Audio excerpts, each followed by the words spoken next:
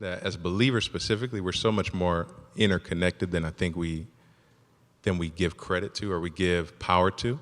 We have such a great responsibility to, the way that your walk with Christ ends up has a lot to do with my walk.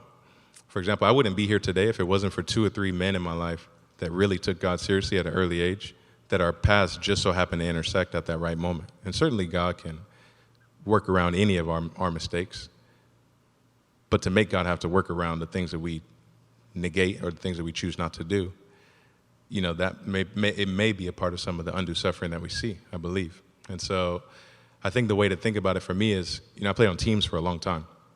And so teamwork, something we talk about in our house all the time. And teamwork, I think, is great and it's powerful, but it's not quite the same as being one body.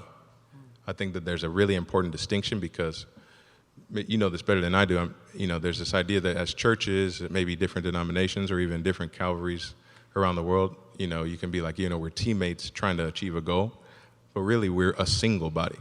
And the significance of that shows up, I think, in hardship, because a lot of times injuries happen, of course, in football. When I saw my teammates get hurt, I felt bad. It definitely affected the team outcome. But at the end of the day, the recovery and the rehab was on the injured person.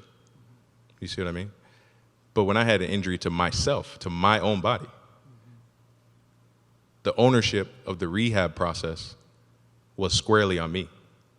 And so I think that when we see things that are happening that believers have a part in that's hurting God's plan, we have to understand that that is not somebody else's thing that we can hopefully be a part of making better. That's literally us participating in our own walk, that it will sovereignly somehow intersect with wherever God has the next move for us in our life. You guys feel me?